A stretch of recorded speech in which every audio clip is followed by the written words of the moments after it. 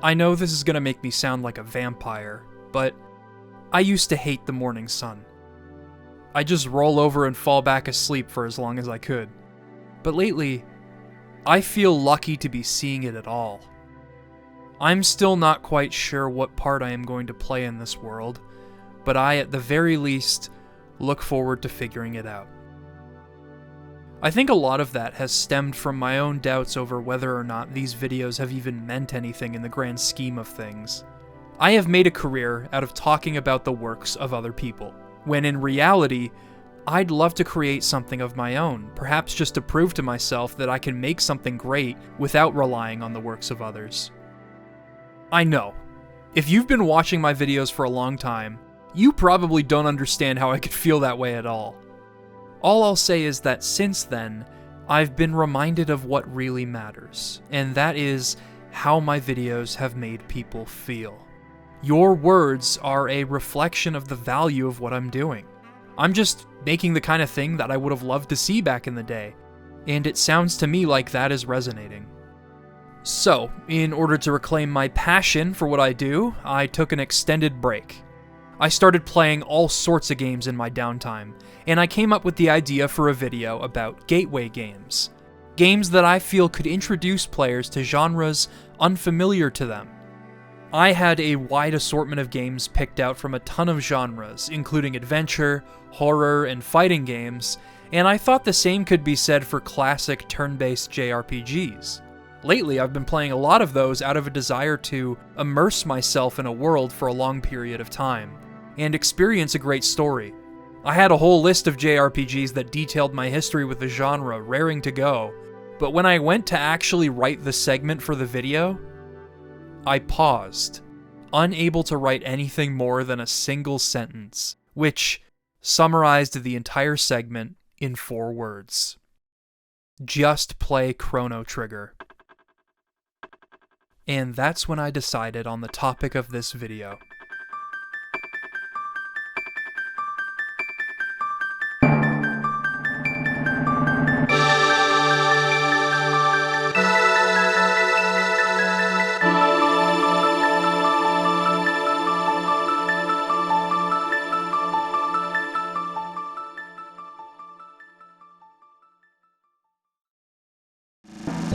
Chrono Trigger is a game that I believe anyone can enjoy, and not in a nebulous sort of way in which it is good and accessible but sacrifices things that would appeal to veterans of the genre. No, it is still unparalleled in many of its aspects, and it still has so much to offer regardless of your level of experience with RPGs. It has aged ever so gracefully, continues to receive unanimous praise, and it's one of the few games that I believe completely lives up to everything that people have to say about it. Chrono Trigger really is that good. As someone who took a very long time to fall in love with this genre, as someone who was once extremely picky about which RPGs they played, as someone who once hated the idea of playing an RPG, Chrono Trigger is absolutely, unquestionably brilliant. More than anything though, after playing it again recently, Chrono Trigger made me realize that, for as massive as time and space is, I can still leave my mark. I'm Liam Triforce, and this is a video about how Chrono Trigger restored my passion for what I do.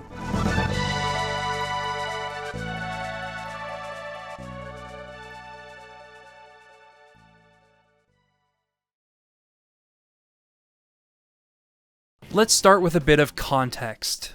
This video was partially inspired by the JRPG kick I've been in lately, which I honestly never thought I'd say. Some of you might know the story, but if not, I think this should paint a pretty vivid picture. Of the many videos I've made over the past several years, only one of them primarily focuses on an RPG. I've talked about RPGs within videos on broader topics, like my console retrospectives, but the only video I've ever dedicated to an RPG was the Persona one. To make a long story short, I'd never fully clicked with the genre. I always preferred real-time combat, and long games often intimidated me. On top of that, I especially preferred progression to be gauged by my own critical thinking and skill, like in Zelda, rather than an experience bar. because you can sort of undercut the difficulty curve in an RPG by simply leveling up. Before that, my favorites in the genre were mostly action RPGs, as they mitigated this issue with difficulty by blending the attentiveness and knowledge checks of action games with the strategy and personalization of an RPG, therefore making skill in both fields a factor in overcoming an encounter. I did fall in love with a few turn-based RPGs over the years, of course, but I was still quite picky about which ones I played. That all changed when I played Persona 4. I fell in love with the balance it struck between its dungeon exploration and social sim elements. Its battle system, designed for exploiting weaknesses, buffing and debuffing, and fusing different personas, were all enhanced by the time you spent in Inaba. And you only had so much time to accomplish everything you wanted to do in the game, mitigating the possibility for too much grinding to exist, while also strengthening the core, turn-based gameplay itself. And its bosses were more about strategy due to their brutal difficulty, being puzzles that you needed to solve, which greatly appealed to me. Throw an endearing cast of characters and a coming-of-age story about discovering your true self into the mix, as well as a small-town setting that felt immediately nostalgic and comforting, and you have a game that was made for me. I loved it so much that, immediately after finishing it, I went and played the other Persona games that Katsura Hashino directed. At some point in that video, I mentioned that Persona single-handedly conditioned me to the length, battle systems, and storytelling of RPGs, and that I'd probably play more in the future. Well, in the 4 years that have passed since that video was released, I have played so many more. In fact, I'm really into Dragon Quest at the moment, a series I never in a million years thought I'd be playing, but I absolutely love it. The truth is, there's nothing quite like stepping into a world for a long period of time, playing the game slowly over the course of a month or so, and then begrudgingly having to say goodbye to the places and characters you've fallen in love with. You can expect more videos on RPGs moving forward, and I honestly think they just might become a pillar of this channel. Also, because I had such apprehension over the genre before truly falling in love with them, I really hope my perspective brings something new to the discussion. That said, I still had a little bit of a way to go before you'd catch me playing Final Fantasy I on the NES, or marathoning the Dragon Quest series for the hell of it. Shortly after finishing the Persona video, I got to work on seeking out my next adventure. Something with unique mechanics and a great story, but not something that I would have to play for a long time. Then my friend Vinny mentioned something that caught my attention. Apparently, Chrono Trigger was only 20 hours long. But I'm just gonna, I haven't played Chrono Trigger, I'd rather play that. Yeah, and Chrono Trigger is only about 20 to 25 hours. Which... What? Yeah, it's not a tremendously long game, dude. This proved to be the catalyst for my initial playthrough of the game, and little did I know, the game would pack so much into that short runtime. My first exposure to Chrono Trigger, from what I can recall, was through the Wii Virtual Console. I might have heard about it through someone mentioning it in a YouTube video back then, but because I was such a huge fan of the Wii Virtual Console, I know for a fact that I was looking into every game that was added. It was a late addition to the shop, being added in May of 2011, but I looked it up and I was immediately intrigued. For one thing, I loved stories about time travel, and the idea of impacting events in the present and future by altering the past. So I was on board in that regard. On top of that, I knew right away upon looking at the box art that it belonged to Akira Toriyama. By this point, Dragon Ball was firmly cemented in my mind as a formative series for me, and seeing his work in a fantastical setting such as this felt awesome. You've got Chrono jumping into the air about to slash Hecarim with Fire Sword, even though Marl shouldn't be able to learn fire. That's actually because the box art takes influence from early screenshots, in which Marl was able to cast fire. Mystery solved. Either way, having the box art depict a scene from the actual game, more or less, is fantastic, especially when you consider the fact that in the 90s, the box art was often all you had to go off of, unless you happened to see a commercial for the game or you read about it in a magazine. Something else of note is that Toriyama's artwork wasn't replaced or butchered when this game was released overseas. If you look at the NES Dragon Quest games, or Dragon Warrior as they were known back then, due to an existing trademark at the time, you'll notice that Toriyama's signature style is completely absent from all packaging and promotional material here. Dragon Warrior 1 through 4 all use this generic fantasy art that, while appropriate for the West's ideal image of an epic fantasy adventure at the time, doesn't at all reflect the whimsy and sense of adventure that Toriyama instilled in the series with his artwork. And to be honest, the Western art actively betrayed the spirit of those games. Thankfully, Chrono Trigger's artwork remained intact upon being released here, and keep in mind, this was before Dragon Ball became widely known overseas, so believe it or not, this would have been one of our earliest exposures to Toriyama's work, and what a great way to be introduced. Akira Toriyama had such a vast imagination, and he had this almost inhuman ability to design characters and settings that were almost always instantly memorable and distinct. Dragon Quest, for example, has 11 main entries, and his character and monster designs never fail to impress. Unlike his original work, though, when designing characters and monsters for a game, he was typically given an initial concept sketch and a synopsis of their personality. For example, concept sketches for Luca were drawn by Masato Kato, the scenario writer for Chrono Trigger, and Toriyama took the essential pieces of those initial sketches and crafted such iconic characters from them.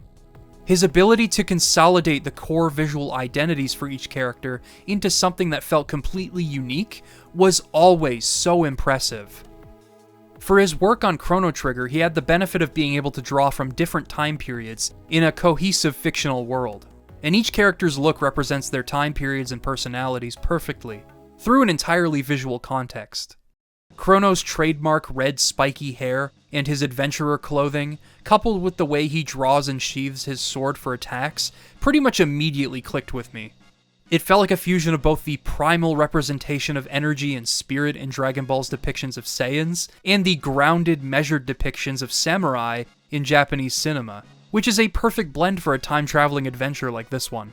Then you have Luca's purple hair, big nerdy glasses, and her weird helmet that indicate how much of a science nerd she is, a cute combination of elements that play into her character. You also have Frog, of course, an anthropomorphic amphibian warrior to represent the Middle Ages, and his amphibious form is actually tied to one of the main antagonists of the game. To say he catches your eye would be an understatement. Robo's design is great because it goes against most science fiction designs for robots with something sort of rotund and cuddly, and he gains the ability to feel and process human emotions over the course of the game. That said, R-series robots are still designed to rid the world of humans, so he's not too cute, nor is he too intimidating. It is the perfect mixture of both elements. And then you have Ayla. Ayla strong, Ayla beautiful.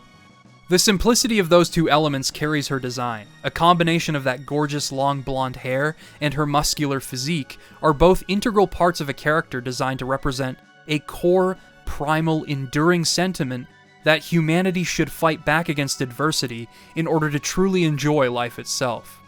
Mind you, these are just a few character designs from a game full of awesome artwork, and I especially appreciate the conversions of Toriyama's designs to the in-game sprites, as it feels like all of the essential elements of his work were kept intact in the transition, which is no small task. All of this to say that Toriyama was a wonderful boon to this game, and the setting allowed his imagination to run wild. I will always cherish his contributions to Chrono Trigger. That said, a lot of people came together to make Chrono Trigger what it was. With a team assembled by producer and game designer Kazuhiko Aoki, the game was born from the collaboration of legendary designers Hironobu Sakaguchi and Yuji Horii, creators of Final Fantasy and Dragon Quest respectively, while Horii also penned the original draft for the story. The script itself was written by the aforementioned Masato Kato, with additional contributions from Final Fantasy IV lead designer Takashi Tokita, and Final Fantasy VI director Yoshinori Kitase. The score was composed by Yasunori Mitsuda, and as I will outline, it is one of the greatest video game soundtracks of all time, and one that nearly killed him to work on. After finishing about 90% of the soundtrack, who else comes in to finish it in Mitsuda's absence but Nobuo Uematsu? I'm sure you know his name. There are many more names to mention, and I feel guilty for not listing them all, but there's a reason that Chrono Trigger's original team was called the Dream Team. To have all of these people contributing to the same project, and for it to go as well as it did, made for a truly unprecedented collaboration. It's hard to overstate just how magnificent the team behind this game was, and how rare it was for all of them to come together over one game. The sound of the pendulum swinging back and forth, becoming the metronome for the game's introductory piece, is majestic. Every single time you hear it, it welcomes you into the world of Chrono Trigger, and the story that is about to unfold, before the game's main theme kicks in, and you get but a sampling of the game's staggering amount of variety and creativity. It's an intro that dares you not to be excited to play the game. Once you get started, and the game pans over the sights and sounds of the Millennial Fair from a bird's eye view, and you awaken to the morning sun, another piece comes in that seems to perfectly usher in a new adventure.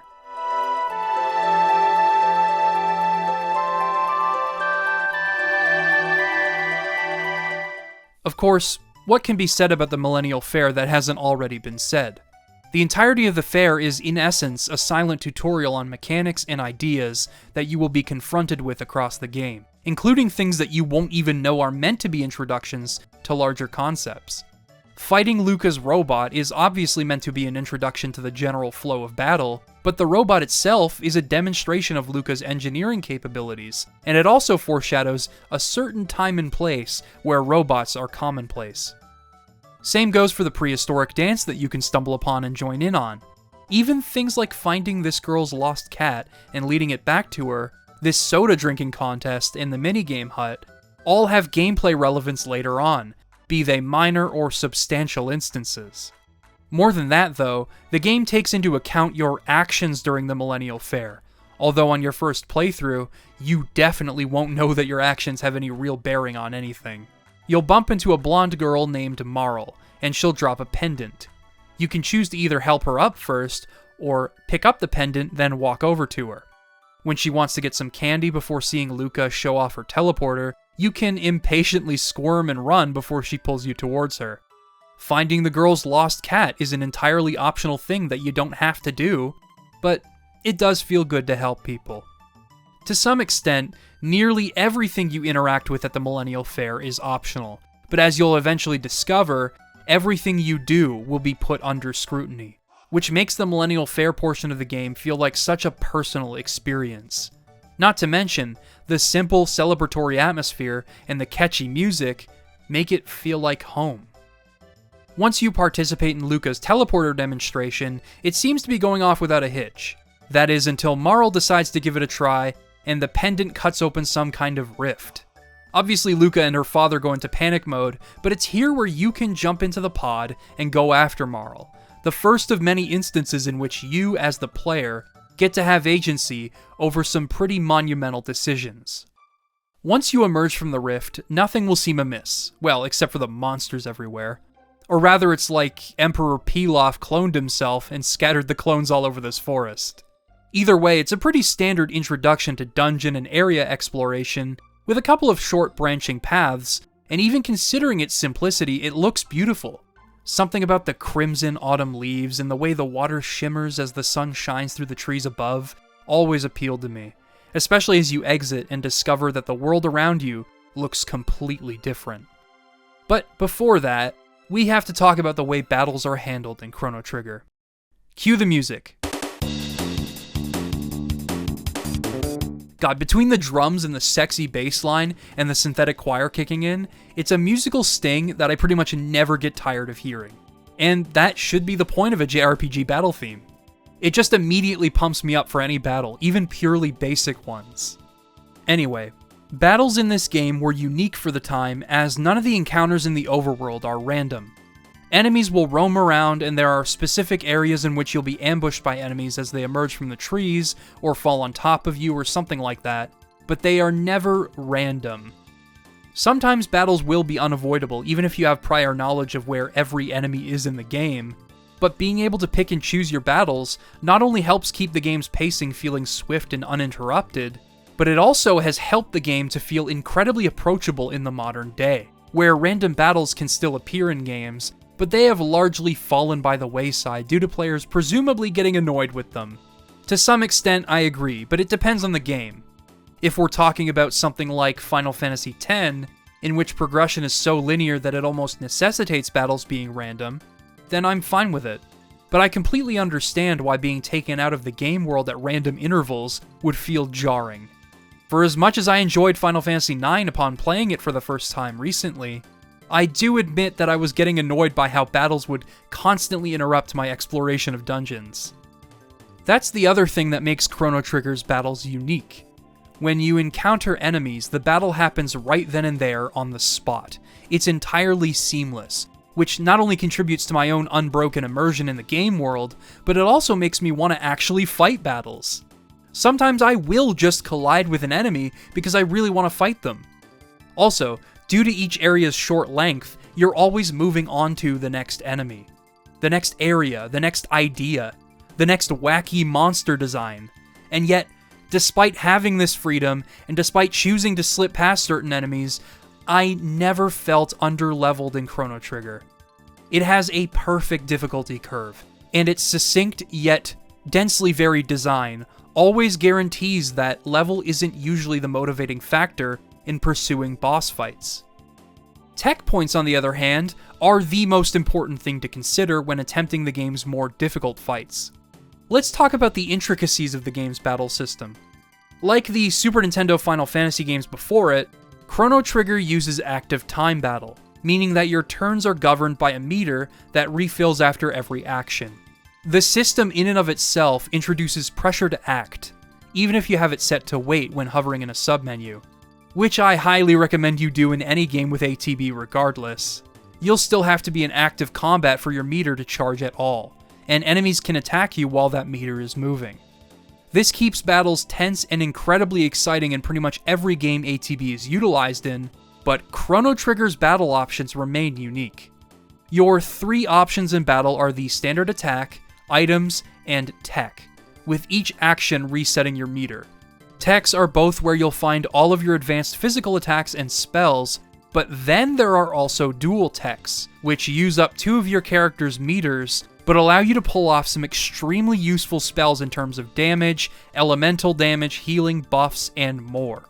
This mechanic elevates ATB beyond just an ingenious subversion of the traditional turn-based system, playing to its strengths in creating tension and managing the pace and unpredictability of battle, while also rewarding you for sound strategy by being able to hang in there and charge your meters.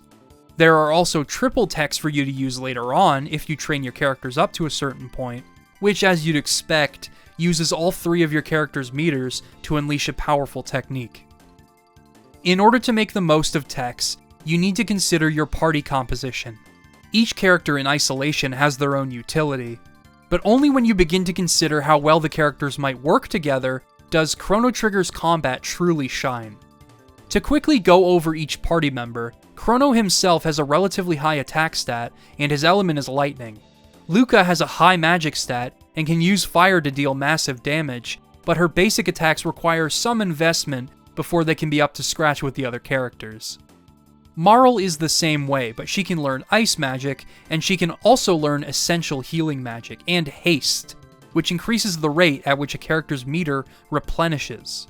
When you pair either of these characters with Chrono, he can use either Fire Sword or Ice Sword, which remains an incredibly strong move to the end of the game. Marle and Luca can also learn some powerful magic together should you choose to keep them in your party. But let's throw some other party members into the mix, like Frog for example. Frog on his own can learn water magic, but he also boasts relatively high attack power, and he can even heal your party members a bit. Paired with Chrono, the 2 of them can pull off some highly damaging moves like X-Strike, as well as elemental moves like Sword Stream and Spire. Frog can learn high damage dual techs and even curative dual techs that heal the entire party, making him a solid option all around for your party. Robo doesn't use elemental attacks, but he is all about raw power and healing capabilities. Ayla is the same way, but she can also charm the enemy to steal items, even from major boss fights. And both of these characters' dual techs play into their ability to channel powerful physical attacks, combine with the others for elemental damage, heal the entire party, the works. With all of these possibilities in mind, the next part is choosing the right party configuration for any given fight. Perhaps you'll want to exploit elemental weaknesses, while also having guaranteed heals to fall back on. perhaps elemental attacks don't work, and you'll need to focus on physical attacks, or maybe you'll need to account for multiple targets, weaknesses that change, inflicting status ailments, single target damage, what have you. The whole system is deceptively simple, as the techs streamline your options in battle, but offer a wealth of strategic options, which is why I feel Chrono Trigger has such a universally appealing battle system. Dual techs are not simply given to you, however. They are an investment, as tech points differ from how experience is gained. Experience is dished out to all party members, regardless of whether or not they participate in battle, though inactive party members take a hit to the experience they'd otherwise receive. I'm pretty sure this was an uncommon technique for the time, but it is much appreciated, and contributes to the game's solid pacing, as you'll never really need to grind in order for other party members to stand a chance. Plus, a lot of the equipment you can find in chests is transferable between party members depending on their gender and weapon type, so nobody truly lags behind. Tech points, on the other hand, are only gained by party members that actually participated, meaning that you are actively encouraged to switch up your strategy from time to time if you want your other party members to gain better abilities, and I often did. The bosses will often force you to switch in different party members, and they often feel like significant checkups on your learned techs, because you can't just brute force all of them with X-Strike, for example. Some bosses counter physical attacks, others counter all attacks for a certain period of time. Then there's the fights with multiple opponents. Typically, Hypno Wave makes short work of these fights, but there are a few where you won't be able to rely on putting enemies to sleep, and you'll need to figure out if you want to use crowd control or focus on one enemy at a time. The boss fight with Magus in his castle is one of the hardest at that point in the game, in which he will attack with a specific type of magic and will absorb all magic that isn't of that type, meaning that you'll need to have a wide spread of magic in order to feasibly deal damage, and he loves to drain the party's HP too. These are but a few examples of boss design, as there will be plenty to talk about throughout the video. In Chrono Trigger, a lot of the bosses feel like problems you have to solve, based on whatever techs and party members you have available to you. This is what I love about not just Zelda, but pretty much any video game under the sun. The feeling of overcoming a problem is not exclusive to what we perceive as puzzles. In Devil May Cry, piecing together combos to get your style gauge up is a kind of problem solving, a kind that allows you to get the most out of the game, mow through enemies, and be rewarded handsomely for it. Not to mention, there are many ways to do it, so you get to inject your own style and personality into your gameplay. This is something that I think I initially connected with most in RPGs, particularly Persona 4 back when I made my video in 2020, as that game's bosses are designed to be brutal and they force you to seriously think about how to make the most of each turn, and how to counter the boss's strategies. Chrono Trigger enables this through its systems and boss design, and it makes for one hell of a fun game to engage with. I do think it has its moments where it feels a little too easy, especially considering my experience with the genre, and it doesn't really help that once you know how to beat a certain boss, you can pretty much beat it again every subsequent time with little pushback. But on my first playthrough of Chrono Trigger, I didn't care. Discovery and surprise were what made it such a monumental game in the first place, and its level of difficulty felt just right at the time. All in all, Chrono Trigger's battle system is approachable for newcomers to the genre, but it also serves as the basis for solid critical thinking, all the while managing the game's pacing in a brilliant way, and seamlessly blending into the game world. And there's still more to be said about it, but we should continue with our adventure for now. Upon re-entering the overworld, you'll find yourself in what should be a familiar place, and yet it is unfamiliar at the same time. The world is shrouded in mist, the bridge down south has been destroyed, and the people at the inn talk about this being the Kingdom of Guardia, and the Queen has apparently been found in the mountains. There's only one real place you can go, and it lies beyond Guardia Forest. From here, allow Yasunori Mitsuda to whisk you away to another world.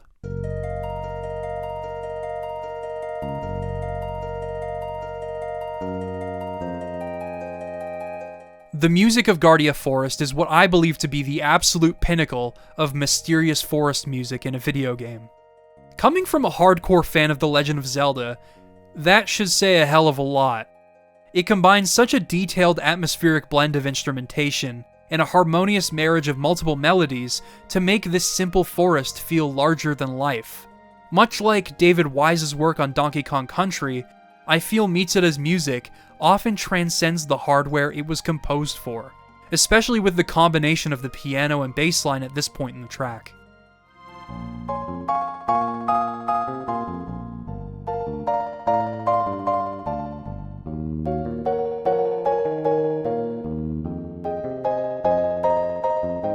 This part meanders a bit before returning to the start of the loop, as sort of a satisfying conclusion to such an expertly crafted piece, and that only serves to fit the gameplay in this forest. It's funny because Guardia Forest is such a minor area in the grand scheme of things. It has a few chests on branching paths and a handful of battles to be found, but that's it. And yet, Mitsuda single-handedly gave this area life through music. I can so vividly imagine my younger self exploring the forest near my home when I hear it. I just wanted to talk about my feelings on this piece in particular, as it stuck with me ever since my first playthrough of the game, as one of the finest pieces of music in the entire game. And it demonstrates Mitsuda's dedication to his work, due to this piece's placement in such a small area. Nostalgia and reflection are common themes in Chrono Trigger's music. There's an air of lamentation over bygone days in this piece, and the same could be said about the music that plays in the overworld during the Millennial Fair.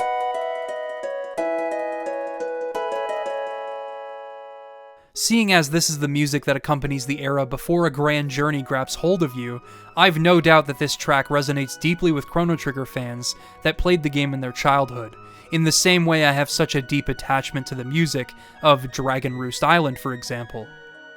What hits me even harder, however, is the separate track that comes in if you tiptoe just outside of town.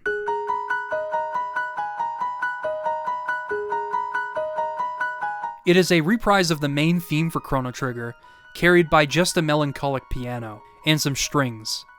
It's interesting to me that this would play in what is otherwise a familiar time period to Chrono, considering how grandiose the theme for Chrono Trigger is, but I always felt that it was meant to symbolize both a nostalgic, sentimental attachment to this familiar era, and a farewell to that era as you embark on a big adventure. It also hits differently later on, as once you return to 1000 AD, monsters had taken over important landmarks and buildings, so you begin to lament what was once familiar with that piece. It's another one of my favorite pieces in Chrono Trigger, though I guess I do have several of those. Bear with me. Anyway, you'll arrive at Guardia Castle after making your way through the forest, only to discover that the Queen bears a striking resemblance to someone you met at the Millennial Fair, and she pardons you when the guards try to confront you at the entrance.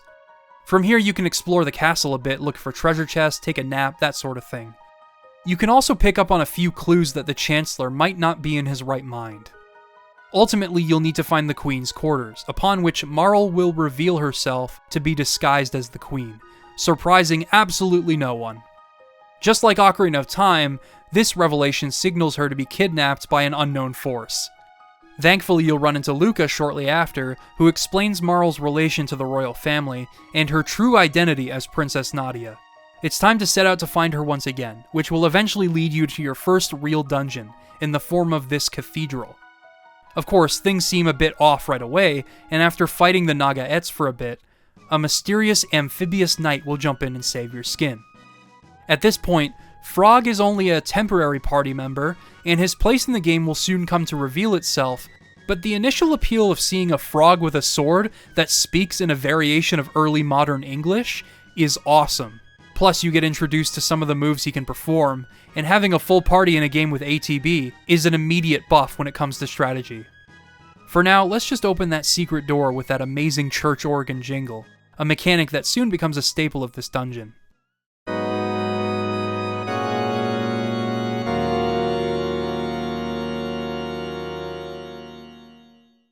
I won't summarize the dungeon design or much of the happenings here, as there's only so many ways I can say that playing Chrono Trigger is fun. What I will say is that Chrono Trigger's boss theme kicks ass. Every single element of this theme is brilliant, from the catchy drums, the absolutely insane keys, the triumphant lead horn melody, and the solid bass line bringing everything together. It just rocks.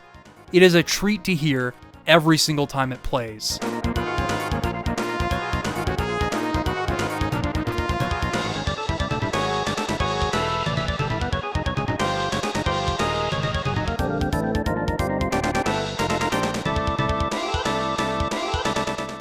Also, Frog's connection to the Queen is pretty compelling from the get-go.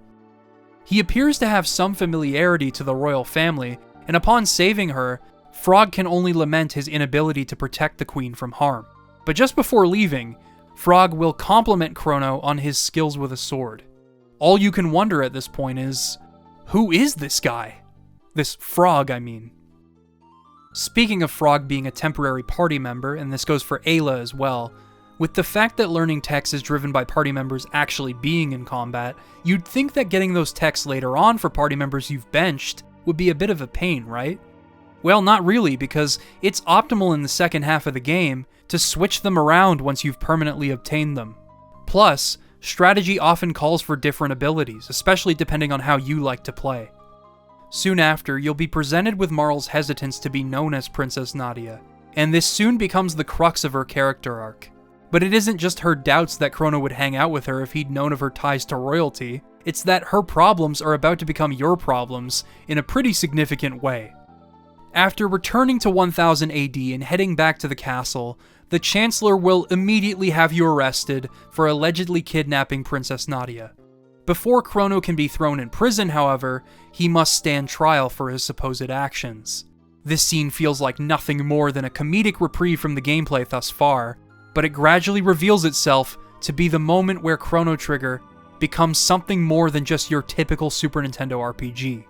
Naturally, the Chancellor is also the prosecutor in this trial, and he'll ask you if you were the one that deliberately tried to get near the princess. Now, in most RPGs from this era, dialogue choices usually just result in flavor text. Occasionally you'll be rewarded with an item, but the story will play out in the same way. The thing is, with Chrono Trigger, this trial is indicative of something much larger than just being rewarded with more items. Your dialogue choices here are crucial to how many of the jurors find you innocent in this case, believe it or not. While this is not immediately apparent, eyewitness accounts from people around the fair will either vouch for your character or testify against you and your actions. For example, if you happen to pick up the pendant first before talking to Marl, that's one mark against you. If you talked to the little girl but never found her lost cat, if you tried to squirm to get away from Marl while she was trying to buy candy, if you lied at any point during the trial before the witnesses testified, all of this will determine whether or not the jury finds you guilty of kidnapping Marl. Being confronted with all of this is more than just a fun diversion from the main game. It directly showcases that your actions in Chrono Trigger, no matter what they might be, do have consequences. In the end, depending on how many jurors find you innocent, you'll be rewarded with up to 6 ethers in your prison cell. Yes, so you end up in prison even if the jury finds you completely innocent. Truly, there is no justice here. Either way, not only is this sequence an incredibly novel and entertaining way to introduce consequence, but it also introduces replay value when it comes to your actions at the Millennial Fair. Not just because you want to feel the satisfaction of making the morally just choices and helping people around the fair, but you also want to feel tangibly rewarded with as many ethers as possible. Of course, it's quite difficult to actually win over each juror in this case, but it's a fun challenge all the same, and it encourages you to think differently each time you play. Plus, Chrono Trigger is not a terribly long game. That's what convinced me to play it in the first place. Instances like this compel me to play it again, just to see what might happen, and that's exactly the line of thinking the game wants. Obviously at the time there was nothing else like this sequence, which made it novel on its own, but even now it is such a grand reveal not only due to the detail in which the game considers your actions, both mandatory and optional ones, but also because you begin to think differently about your choices moving forward. Anyway, regardless of the verdict, you'll be thrown in a cell. Even here you have a couple of options as to the outcome of this sequence. You can either break out forcibly by knocking on the cell door, which will also result in more enemies for you to fight, or by simply waiting for your execution date to arrive. Although Luca will join you for your exploration of the castle dungeon, you'll miss out on a lot of battles, so it's your choice. Not to mention, exploring the dungeon solo is a lot of fun. Climbing the walls on the outside of the castle and jumping through windows to nab treasure and whatnot. You'll join up with Luca at some point, and in this save room is a manual that explicitly tells you how to deal damage to the boss ahead. My favorite part about this boss is that it takes place on the bridge, which gives you a perspective that you don't see a whole lot in Chrono Trigger. It also gives me an opportunity to talk about the absolutely gorgeous background. There are more than a handful of backgrounds in Chrono Trigger that just take my breath away every time I look at them. This one is so moody, not just because of the dark sky and the jagged mountaintops that peek over the bridge, but the way the clouds divide these elements and provide the fight with such a bright, solid background makes them such a great contrast. The clouds have been rendered with such realism despite this being a pixel-based game. This background in 600 AD, with the dark clouds slightly parted to unleash rays of light that shimmer on the ocean below, is one of my all-time favorite pixel-based backgrounds.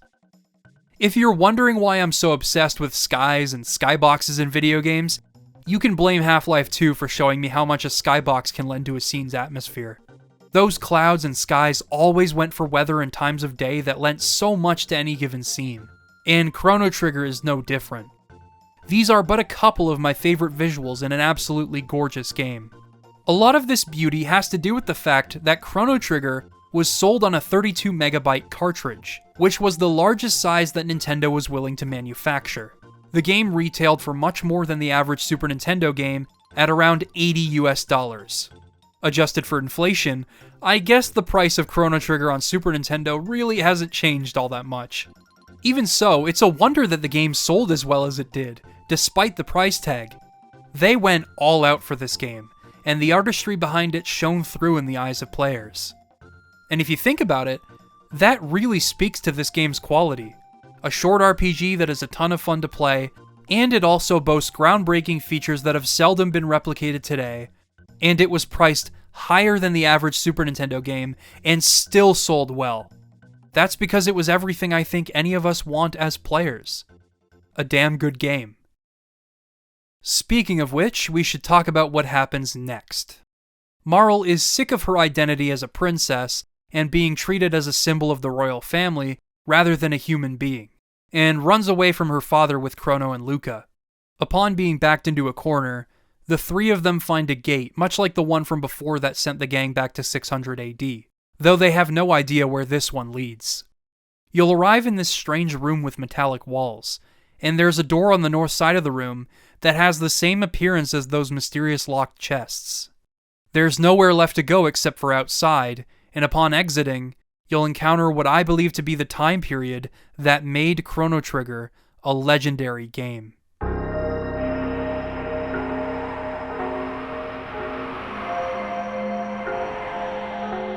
You won't know where exactly you are, or when you are for that matter, but all you can observe is devastation.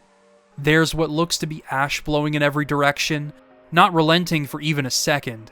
There are these high-tech domes that all look like the headquarters for the Capsule Corporation in Dragon Ball, but they only offer a glimpse into what they might have looked like, as they are all in ruins.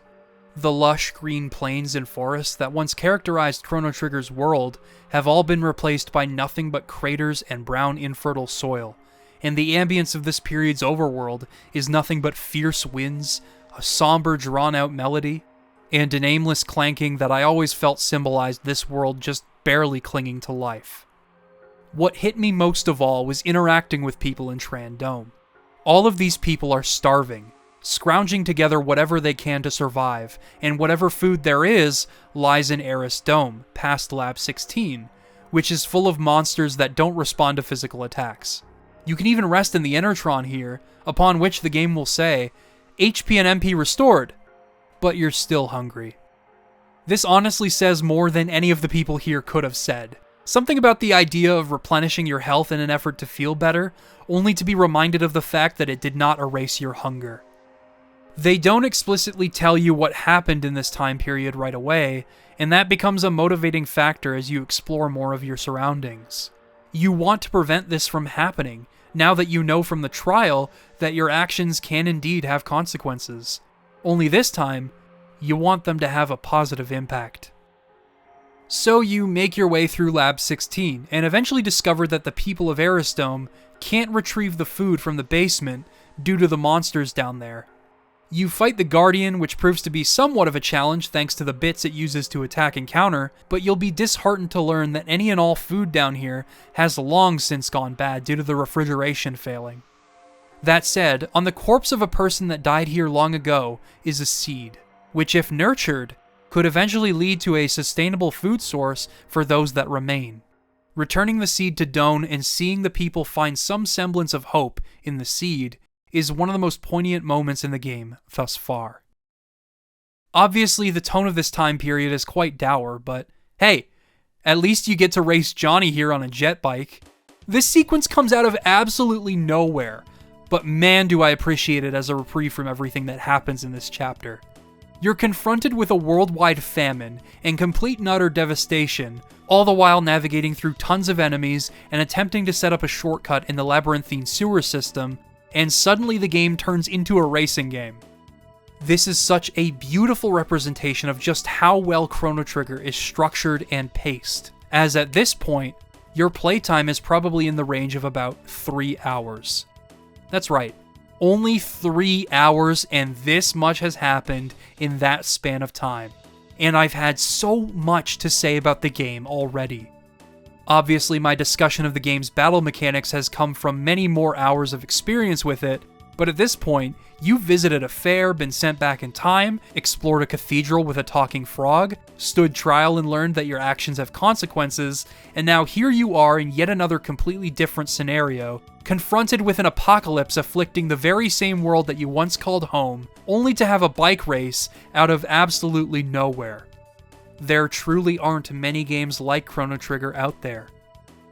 Needless to say, at this point in the game, I was completely hooked. And of course, it only gets better from here.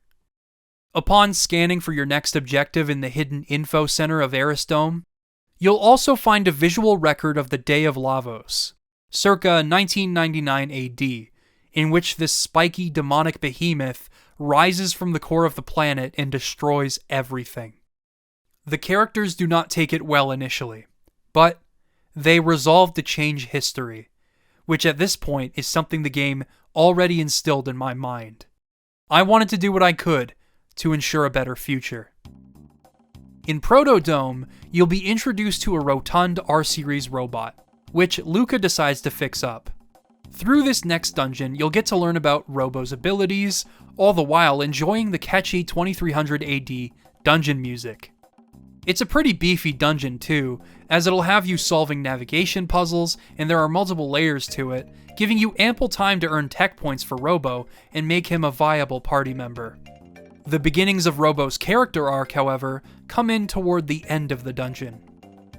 You'll have to forgive me for the tangent here, but I wanted to fill you in on some context as to why I fell in love with Robo as a character.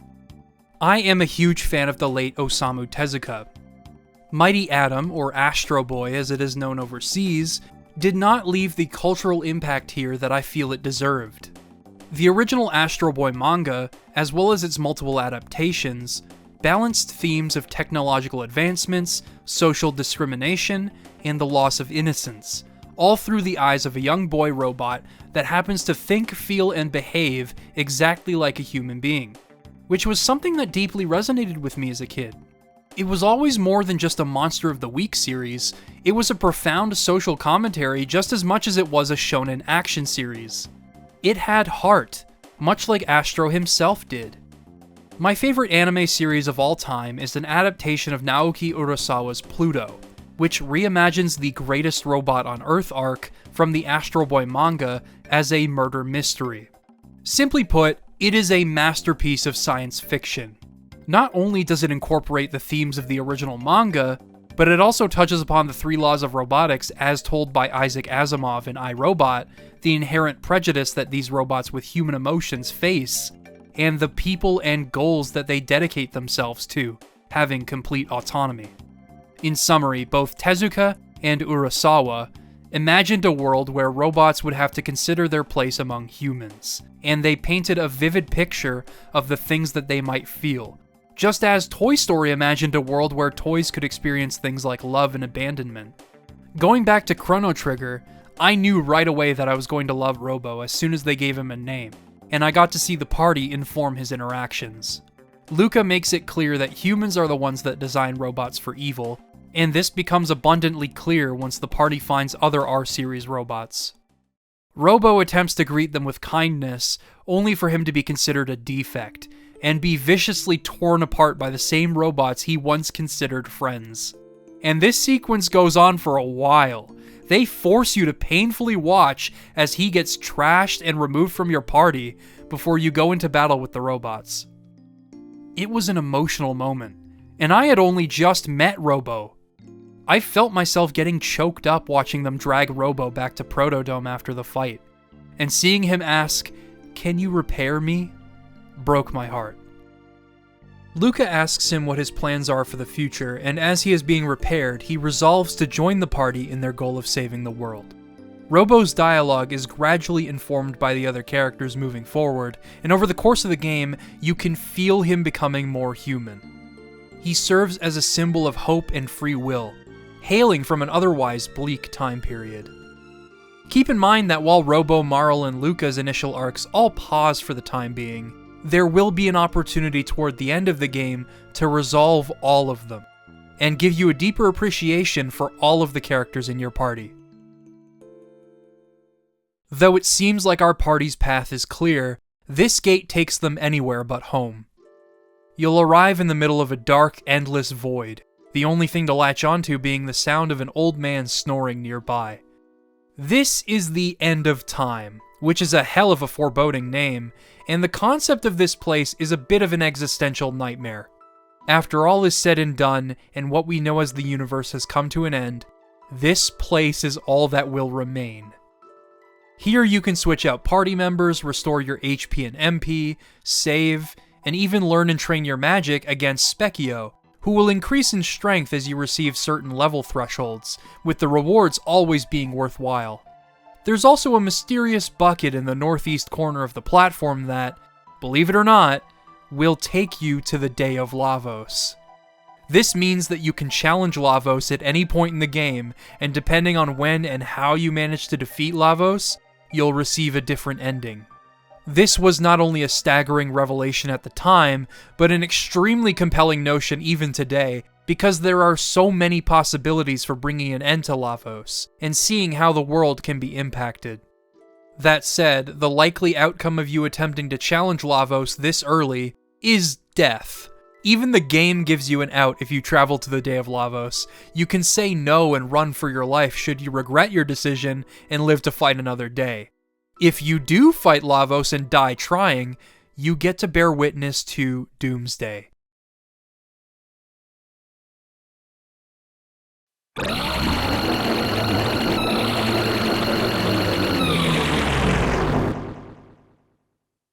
Imagine playing this in the 90s in a dark room and being thoroughly creeped out as Lavos' scream is burned into your mind, and you face the consequences of your failure. The future refused to change is such a powerful, hopeless phrase, one that often feels reflective of life in our own world when we are given agency over certain aspects of our future. Sometimes it feels like our own contributions lead to absolutely nothing, and that we are on a path to our own inevitable demise. To that end, I absolutely love this ending for its nihilistic and existential tone, and it reflects a sentiment that feels pervasive in our daily life. But as Chrono Trigger has demonstrated, there is always something you can do to ensure a better future. Back on the less dangerous path, you can revisit 1000 AD to find that monsters have taken over the main square in Chrono's hometown. They are worshipping a Sir Magus, apparently having waged war against humans 400 years ago, as in 600 AD, and he is supposedly the one to awaken Lavos. All of the prices in the market have skyrocketed as well, so things could be better. It's time to go take care of this Magus guy. The real reason to be in 600 AD is because of rumors of a legendary sword, the Masamune, which is supposed to be the only way to beat Magus. First of all, you'll find Frog sulking in his bedroom in the forest, unable to consider himself a hero, which is not what we want. In order to reclaim part of the Masamune, you'll need to ascend the Donadoro Mountains and fight off enemies. Once you're close to the summit, you'll be able to look out at a breathtaking landscape, And you'll also be able to have one of my favorite NPC interactions in the entire game. Mountains are nice. They sure are, buddy. They sure are. Before you can take the sword, you'll need to defeat both Masa and Mune. Now, most bosses in Chrono Trigger aren't affected by Hypno Wave, because constantly putting the enemy to sleep would give you a ton of free turns. But the bosses that feature multiple enemies usually allow you to put at least one enemy to sleep. Not all the time, but here it works. So that's what I do. I put Masa to sleep here and beat the crap out of Mune. I'm honestly not sure why they allow you to do this, but just the idea that you can think of this is pretty cool. It's like throwing a soft at the tree in Final Fantasy IX that looks like what's a YouTube appropriate way of putting this? A throbbing member, in which it will become too soft to live. Okay, I don't think any amount of player ingenuity will quite live up to that. Either way, Masa and Mune will fuse together after a while, and this design just screams Akira Toriyama. The same could be said about Hakrin and Yakra for sure, what with their cartoonish faces on muscly anthropomorphic dragon bodies, but the way this thing is built, from the jacked upper body, to the massive belly, to the giant mouth, it is such a fun design to look at while fighting, especially while watching him stand up and bouncing back and forth like a boxer in the ring. Not to mention, the boss is quite powerful, so you'll need to deal as much damage as possible while staying on top of your healing, as well as taking care not to attack while it is storing energy. Afterwards, you'll obtain the broken sword of the Masamune, and upon returning the hero medal to Frog, he will give you the broken hilt, and you'll discover that Melchior was the one that forged the Masamune. Melchior actually happens to be the same guy that sells equipment to you at the Millennial Fair, almost as if he wanted to be found by Chrono. The only thing left needed to repair the Masamune is the Dreamstone, which, according to Melchior, hasn't been available for a very long time. This is meant to be your clue to travel as far back in time as you possibly can, to 65 million BC. Unlike the other gates, the one used to reach this period of time will make you and your party fall to the ground, which I always enjoyed. You'll also be ambushed by these half-human, half-dinosaur creatures, though you'll gain some help from a prehistoric woman named Ayla. I love that she pins Chrono to the wall to size him up before deciding he is a strong fighter. Maybe I just like being dominated. Now, I absolutely love this time period, not just due to its tone and simplicity, but also because there is subtext to it that I want to give proper credit. For one thing, I love Ayla. I've already made that clear. Her character is simple to boil down, as mentioned before, but she is an especially great way to balance out the party dynamic. It's also a lot of fun to just have fun with her people and dance the night away. Without technology or magic, it feels as though there is a much stronger sense of community and togetherness in this time period, which is something that the game definitely wants you to pick up on. With all of the character arcs that this game balances, Ayla's clear focus on being strong and fighting for her people feel true to the spirit of this game, and the fight for a better future. What I like most about this era, though, is the difference in outlook from the people of, say, 600 AD, for example. Both time periods see its people embroiled in conflict, what with Magus in 600 AD, and the Reptites here in the prehistoric age. But whereas the people in other time periods despair over their circumstances, the oldest civilization known to man, particularly due to Ayla and her leadership over her people, consistently take a stand against adversity. They do not take the abuse from the Reptites sitting down, and I think there's something to be said about her attitude. It's a tale as old as time. The enduring spirit of humanity will persist in the face of war, plague, and catastrophe. And it's especially poignant to see such a primitive civilization have the most positive outlook. Plus, you can fly across the ocean on dinosaurs here. That's another reason to love it. Sadly, after acquiring the Dreamstone, you must leave this time period and its people behind. It's so exciting to be able to use Ayla's abilities too, but they only give you a taste of her utility before you have to leave for the present. If you have Luca in your party, she'll be the one to help Melchior repair the Masamune, which is really cool. Now it's time to deliver the sword to Frog and see if he won't join us in our quest. It's here where you'll learn of Frog's true origins. Frog himself was not actually destined to be the fabled hero. In fact, he was merely a squire to the knight Cyrus, and his real name was Glenn. We also get to witness firsthand how Magus affected him, killing Cyrus in front of him and casting him into the amphibious form we know him for. On the way to Magus' castle, you'll be able to see another flashback where Cyrus teaches Glenn more about perseverance, and you'll even catch a glimpse into the fact that Glenn never really liked the idea of hurting anyone. I love that this scene takes place on that bridge where you can observe one of this game's best backgrounds. It fosters a much stronger attachment to the atmosphere of that area. All Frog has ever wanted was to avenge Cyrus, and failing another person associated with the royal family cast him into a depression. But with this sword, he might just have a chance. Before this, all we really knew about Magus was that he was going to be the one to bring Lavos' destruction to fruition. Seeing what he'd taken from Frog only strengthened my connection to his character, and through this, it gave me just enough reason to want to stop Magus beyond mere obligation.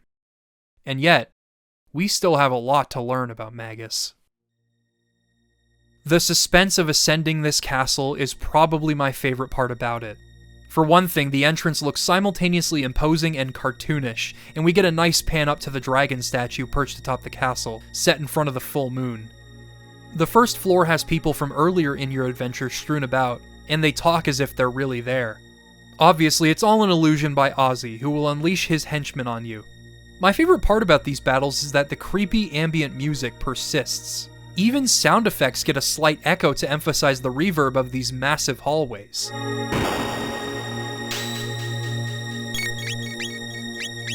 It gets you really pumped to see the castle through to the end.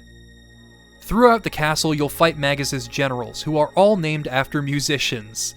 Ozzy Osbourne, Slash from Guns N' Roses, and Flea from Red Hot Chili Peppers. Their Japanese names are completely different, which I always thought was odd, but this was also during an era where translators took a lot of creative liberties in order to create an English script that had jokes that landed with English-speaking audiences.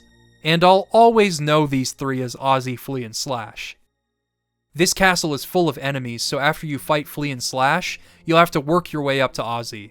It might get repetitive after a while, but it also feels nice to get adequately prepared for the fight ahead with Magus, especially considering Frog hasn't been in the party for a while, so he can learn some dual techs. Ozzy is a little different from the other fights with the generals. While Flea and Slash put up a bit of a fight, Ozzy is a coward, and he loves to run from you. Once you've finally cornered him, he'll put up an ice barrier, and you're meant to consider hitting one of the levers next to him. Upon doing so, he'll fall through a trapdoor.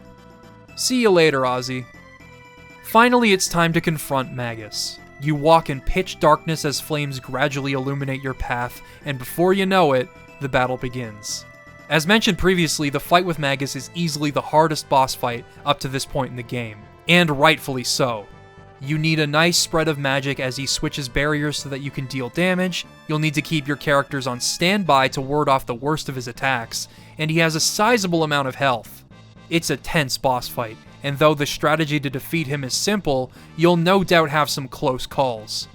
With some persistence, you'll prevail, and you'll learn that Magus did not create Lavos, he only summoned him. A massive gate appears out of nowhere, not only drawing Magus in, but also everyone in your party. Then, something strange happens. Someone calls Chrono's name, and you'll immediately think the game began anew, with Chrono's mom waking him up for the Millennial Fair.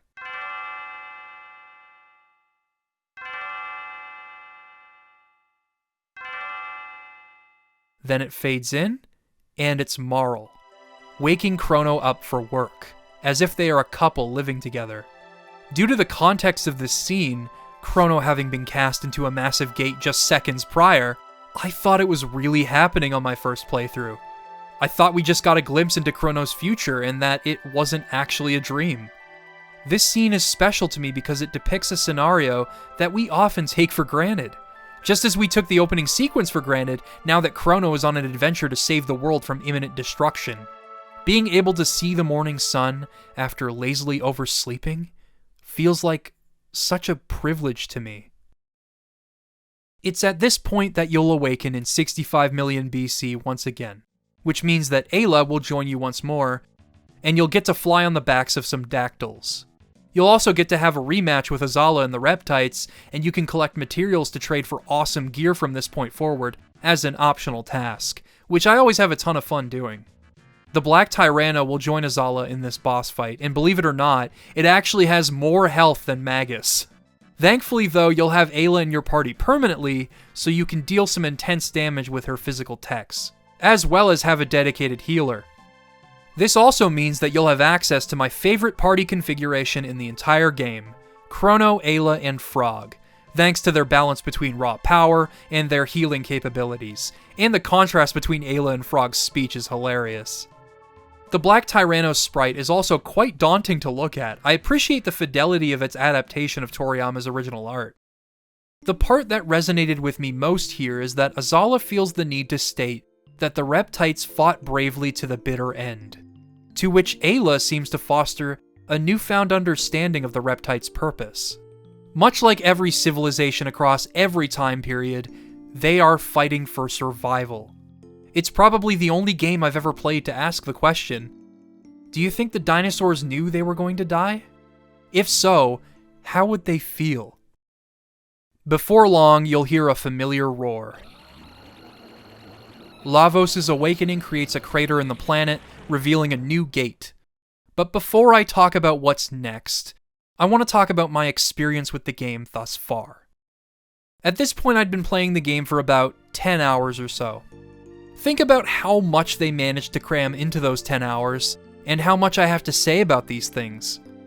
No other RPG has pacing like Chrono Trigger. It is simply an immaculately crafted game. Think about how the happenings in each era have a clear purpose, and have stories to tell. And not only that, but you're only in these areas for a short period of time, before moving on to the next thing. So it feels impossible to get sick of the game, plus, each portion of the game is as memorable as the last. It feels impossible to make a game this varied, while simultaneously being this fun. And yet, it still managed to find ways to blow me away.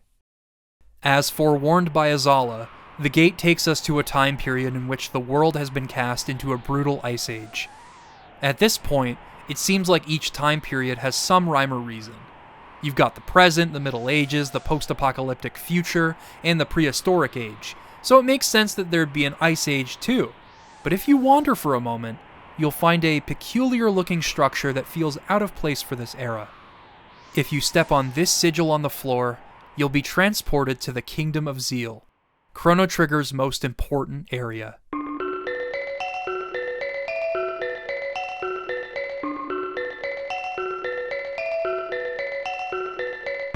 The stark contrast between the frozen lands below and these majestic floating islands in the sky is one of the most extraordinary things to bear witness to in this game.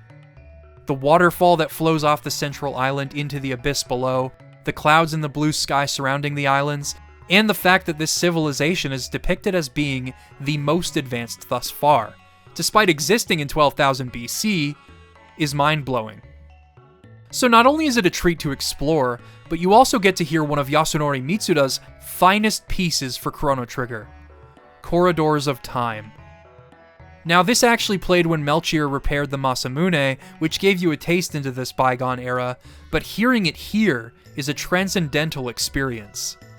Through its instrumentation, it feels otherworldly, and yet through its lead melody, it conveys not just technological sophistication, but an unmistakable melancholy. One of the first NPCs you can talk to in Zeal will say, "This is the eternal kingdom of Zeal, where dreams can come true, but at what price?" He'll then vanish into thin air. This kingdom has put extensive research and faith into magic, to the point of banishing those without magic powers to the planet below, forcing them to live through the Ice Age with whatever they can scrounge together, much like the post-apocalypse scene in 2300 AD. Only this time, this was segregation brought about by people, rather than a planetary devastation. That said, seeing as the trajectory of time will inevitably lead to the Day of Lavos, all of these advancements will end up being lost to time. Therefore, is this what really matters in the grand scheme of things? Do we need these things in order to live, or will it just lead to more trouble than it's worth? Consider how in the future, the only things people need in order to hold on to hope are those seeds, or how despite how primitive Ayla's civilization was, they still had each other. And soon enough, you'll receive a grim reminder of what truly matters. There's a lot to unpack in the Kingdom of Zeal. At one point, a boy will reveal to your party that one among you will shortly perish. An ominous thing to say for sure, but you'd be forgiven for letting it slip your mind. There's this guy named Dalton preparing a giant ship known as the Blackbird, and he's just kind of an asshole. Then there's Janice and Shala, who are brother and sister, and the fact that Marl's pendant can be charged at the Mammon machine in order to unlock those mysterious sealed doors and chests, not only implying that her royal heritage goes back as far as the Kingdom of Zeal, but also giving you the opportunity to explore all of the different time periods and see what kind of rewards you can obtain. This is one of my favorite mechanics in the game, as it rewards your memory of different locations across time, but you can also upgrade the items in specific chests if they happen to appear in a time period after the one you find them in. If you interact with them but choose not to open them, and then go to a time period in the future to open them, you will receive a much better reward. You can also interact with a strange platform in 1000 AD near the plaza to obtain the Swallow Sword, one of Chrono's best weapons. You have a choice between this and a defensive item, but I mean, come on. It remains the strongest sword you can obtain for him for a while, thanks to its high critical rate and attack stat, only being eclipsed by a few weapons before you can craft Chrono's ultimate weapon, the Rainbow Sword. Before you can do any of this, however, you'll have to confront Dalton and the Queen of Zeal, who will summon a golem and utterly decimate your party. Shala will free you despite Janice's apprehension, but a mysterious prophet will banish you from 12,000 BC. One of these sealed doors I mentioned, located in 2300 AD, is also the key to discovering the Epoch, which is essentially your final disc flying machine in other RPGs that also allows you to travel to any time period at will, as well as flying around the world to reach any part of it with ease, including things that you couldn't previously reach. My favorite part about this sequence is the new that conveys all of this information about the Epoch to you. Programmed by Balthasar, the creator of the Epoch. Apparently he and the other gurus were cast into different time periods after a disaster occurred in Zeal, and Lavos is like a parasite, leeching off the earth, growing stronger with time. All that's left to do is take the Epoch to 12,000 BC, and take matters into your own hands, carrying on Balthasar's wishes. This whole sequence is another one of my absolute favorites in the game. You begin your journey on the surface of the planet with the Earthbound Ones, as the game calls them, and after preparing, you gradually ascend the chains that tie each floating island together, pulling yourself out of the depths of the Ice Age and clawing your way back up to Zeal. The wind overpowers all sound, and you can feel yourself pulling your party out of the harsh conditions of the Ice Age to confront whatever lies ahead. As it turns out, it's a freaky-looking creature known as Giga Gaia. Now, at this point in the game, I had Falcon hit for Chrono and Ayla, so I was able to not only tear through most enemies on the way up thanks to its crowd control capabilities and raw power, but I was also able to deal with Giga Gaia's arms first before going for the head with relative ease. Man, Chrono is such a good party member. Upon defeating Giga Gaia, Melchior will appear, being one of the gurus alongside Balthasar and Gaspar. Gaspar being the old fellow that stands waiting at the end of time. Now, remember how Balthasar mentioned that a disaster in Zeal cast the gurus into different time periods? Well, Lavos is about to awaken thanks to the Queen's desire for power and eternal life, and Dalton kidnaps Shala, sending you on a journey to stop them both before the worst can happen. The interesting thing about the Ocean Palace is that it feels so much like an endgame dungeon. The music has urgency and finality to it, the layout is confusing and sprawling yet interconnected, and there are a lot of enemies across the dungeon. The Golem Twins boss fight remains one of the few boss fights in the game that can actually kill me on subsequent playthroughs due to how much elemental damage it deals. I deliberately have to use equipment that negates or absorbs elemental damage and change up my party configuration pretty much every time, which I love. That said, the part that tripped me up on my first playthrough was the fact that the plot seemed to be heading toward the resurrection of Lavos and everything neatly wrapping up. Sure, there'd be some character arcs to finish up in the epilogue, but depending on how this was resolved, and if the game were to actually end here, I would have already considered it one of the finest RPGs of its era. But yet again, Chrono Trigger subverts expectations. Chrono uses the red knife given to him by Melchior to stop the machine, but Lavos still comes out to play. Finally, it's time to take this thing down properly. Oh, it wiped out my entire party. Oh god. The prophet from earlier reveals himself to be Magus in disguise, and he, surprisingly, isn't here to bask in the glory of his victory. He is actually here to kill Lavos himself, which ultimately doesn't pan out the way he thought it would. In a last-ditch effort to save everyone, we can still move Chrono forward, and upon interacting with Lavos and the Queen, Chrono will sacrifice himself to save everyone from harm, before Lavos obliterates the Kingdom of Zeal, just as Balthasar foretold. In the end, their research into magic and technology was all for naught. Not only that, but the silent protagonist that we have projected ourselves onto takes it upon himself to commit a selfless act for the sake of our party, and he pays the ultimate price. Not only was killing the protagonist of an RPG an unprecedented move at the time, but it's still an incredibly uncommon practice today, because it's difficult to pull it off to the same effect as Chrono Trigger. Not only that, but it's also not made clear what you can do from this point onward. Your remaining party members are forced to wander aimlessly. I remember just staring out at the background at multiple points, the same backgrounds I had already fallen in love with, just feeling lost as to what happens now. You also feel tangibly impacted by his death in a gameplay sense, because I had just lost my best party member, and that is precisely what makes video games such a special medium. Chrono's actions were as inspiring as they were devastating. In such a dark period, however, the game makes it clear that there is hope to be found. One of the survivors of Zeal's destruction asks how they can survive without their magic, to which this Earthbound NPC replies that you don't need magic to survive. Besides, you're not alone. The Zeal survivor responds, "You're absolutely right, we're alive and there's always hope." Shortly after this segment, you can also urge a survivor to plant a seed in the hope of restoring the environment someday. One can only press on in dark times, a sentiment as old as time itself, but hearing it right after Chrono's death proved to be the jolt to the heart that I needed, especially after witnessing an area depicted as so advanced end up in ruin. It felt like such an introspective look at our own society, as anything that we build up can indeed be torn back down. But in seeing these people move forward, I could hear Chrono's theme playing in my head. We'll just rebuild again and again, no matter how many times we're knocked down. But then Dalton captures you and you have to escape the Blackbird and find all of your items and gold along the way in a giant maze, before fighting Dalton aboard the Epic. I love this game so much.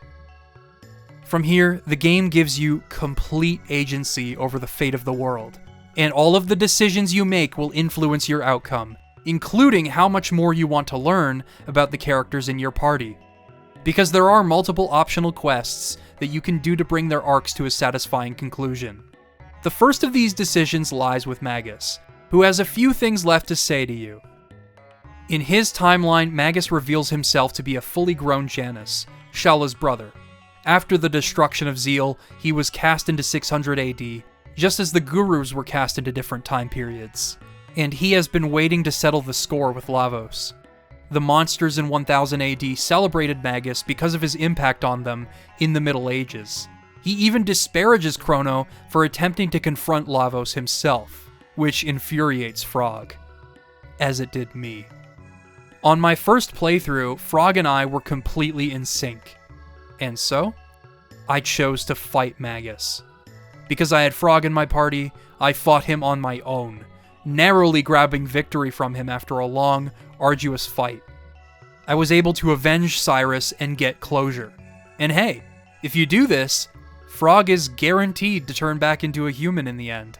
This was the best decision, right?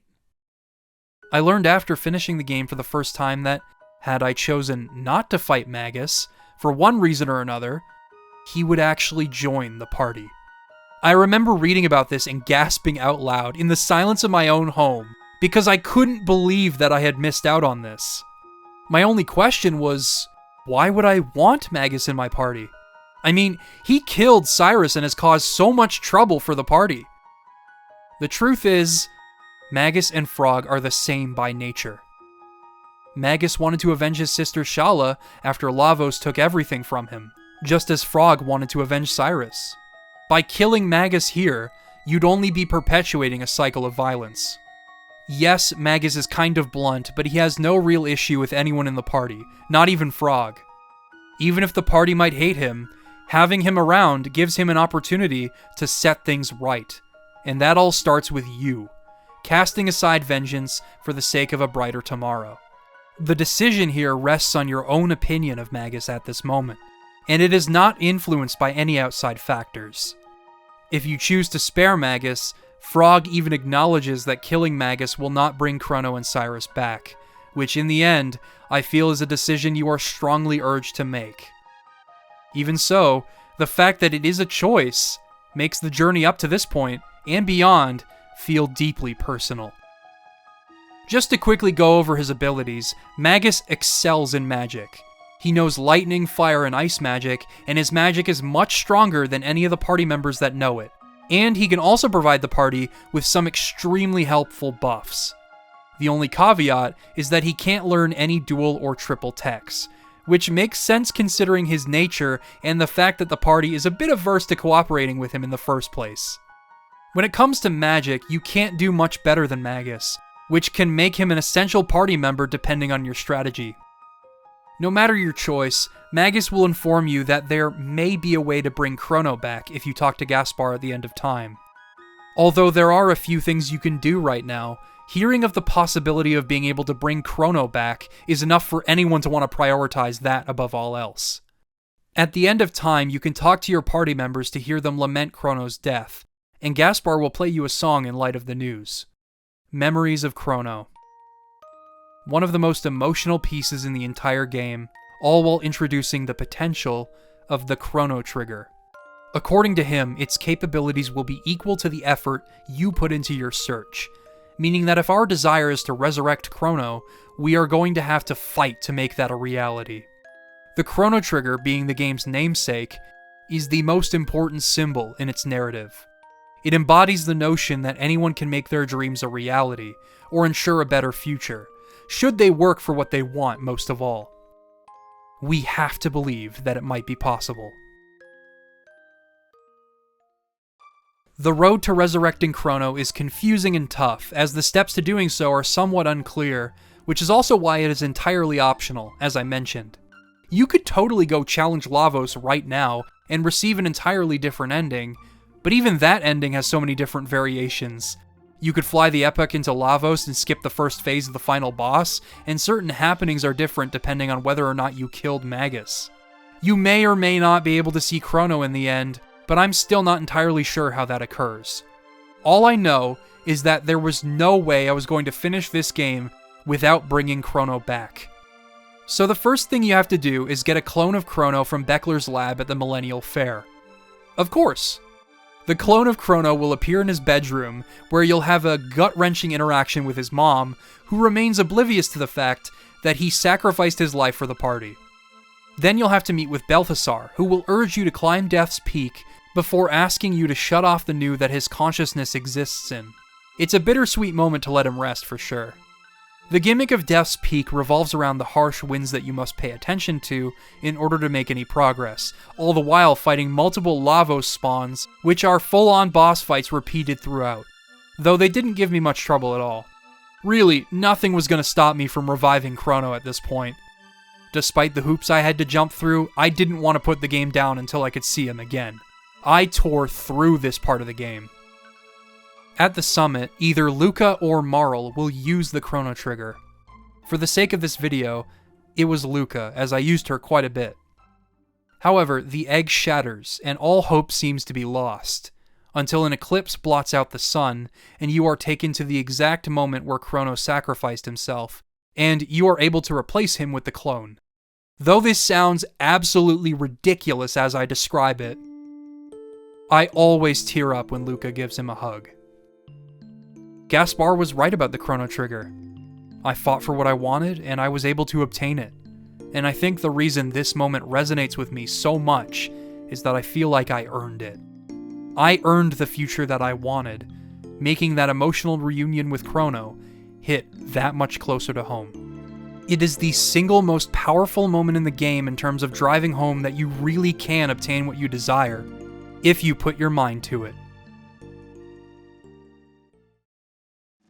At this point in the game, you are pretty much ready to take on Lavos, but Gaspar will inform you of a few things that you can do across each time period, with hints as to where these quests will begin. Now, of course, these are optional quests too, but they enrich the characters and narrative of Chrono Trigger so much that you would be missing out on a lot by not doing them. And they feature some of the best examples of cause and effect through time travel, with these examples being both fascinating in terms of puzzle design and utterly powerful in terms of emotion. Not to mention, you're gonna need all the strength you can muster for the endgame. It's time to finish unlocking all of your character's techs, especially the triple tech for the team you plan on using in the final boss. Unless you're using Magus, but even he has techs to learn from here. The only exception to this is Ayla, who doesn't have a side quest, but you can obtain one of the best armors in the game from her village, the Ruby armor, so long as you have 10 of each item that you can trade for, which cuts fire damage by 80%.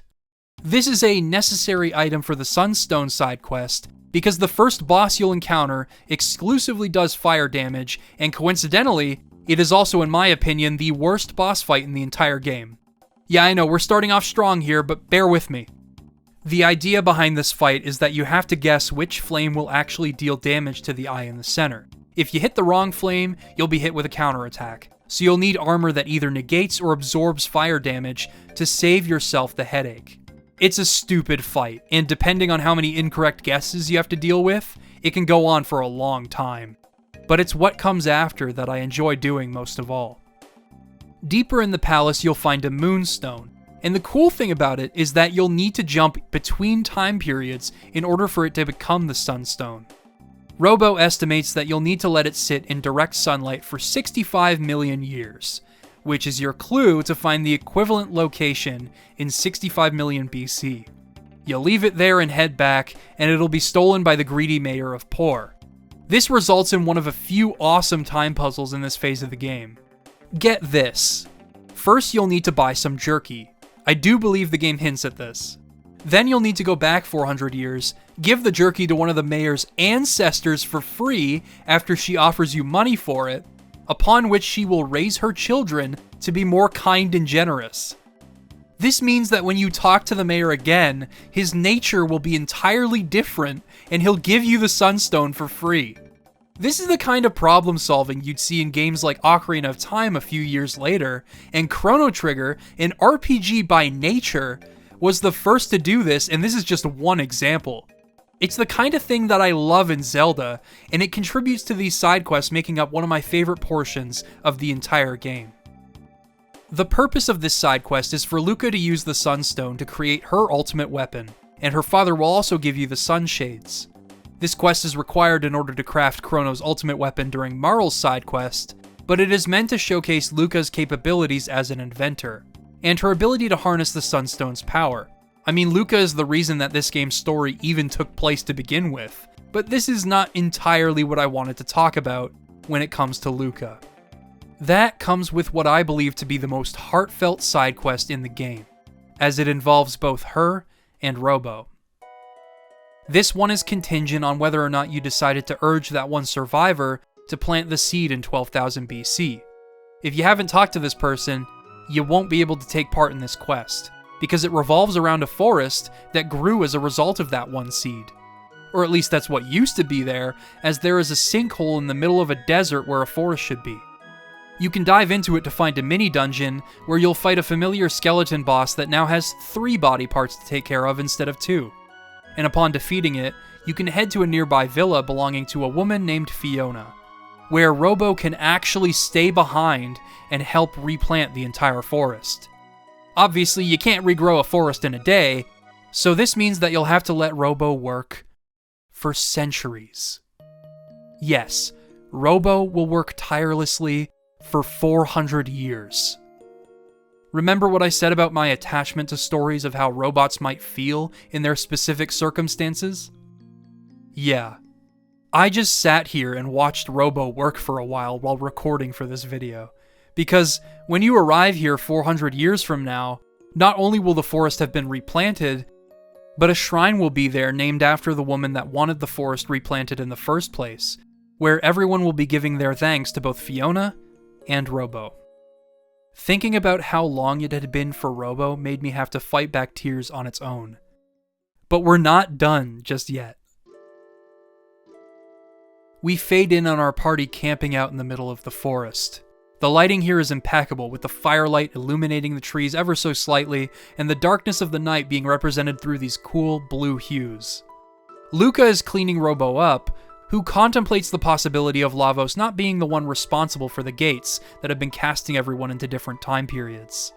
He considers that it might be some unknown entity that wants to relive its past. This has the party contemplating their own regrets, as our whole lives are said to flash before our eyes when we die. Luca is asked if she specifically has a point in time that she'd like to return to, but it seems like Luca doesn't like revisiting the past much. To this day, there is no concrete answer as to what this entity is. Some theorize it could be the Earth itself, as the planet is the largest victim of Lavos, and while the idea of the planet reliving its most important moments before its demise is an existential nightmare, what it did get me thinking about was how I wanted to spend the time I have left, and whether or not there was anything in my life that I'd want to go back and change. If you've played Chrono Trigger, you already know where this is headed.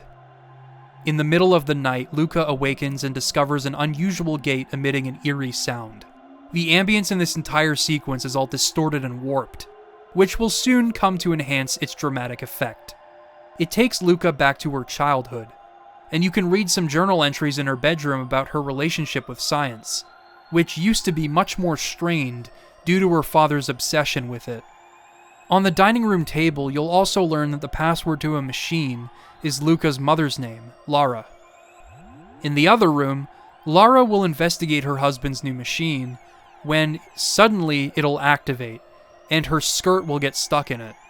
It gradually pulls her in, and she screams out for help from Luca, begging her to enter the password before it's too late. Seeing little Luca panic while her mom is slowly dragged into the machine is enough to make you panic, but they give you all of the information you need to save her. The password is Lara, and the game asks you to enter the password. How you are meant to do that is left for you to figure out.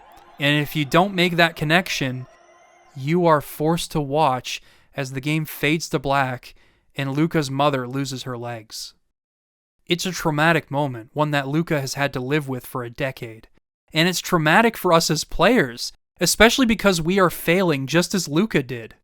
We caused this.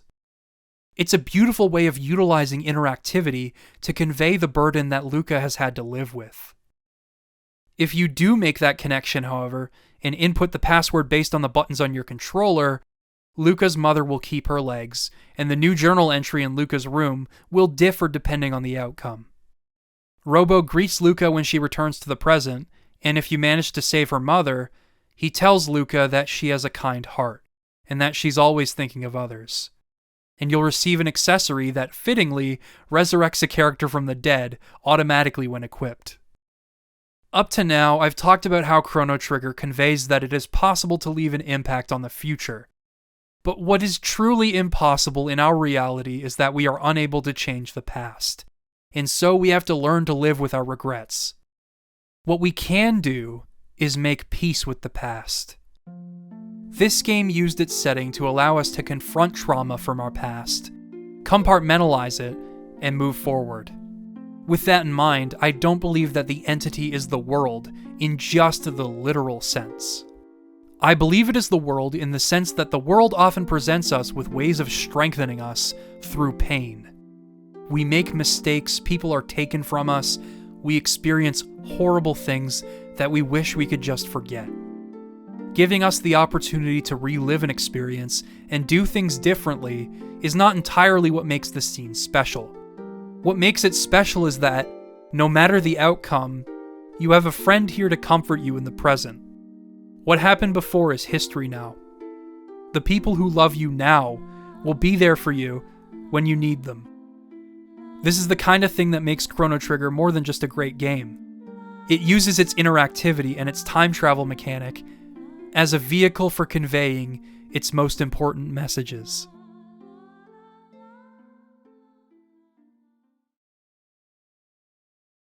Of course, that's not where the side quests end. Marl's side quest has you fight your way through a couple of mini-dungeons and take down yet another fake Chancellor, and you'll be able to watch Marl and her father make amends. This all leads to Melchior being able to craft Chrono's ultimate weapon, as well as some other equipment if you did Lucca's side quest. Oh, and make sure you free the real Chancellor if you want to see him in the ending. He's locked in a treasure chest for some reason. It's quite hilarious.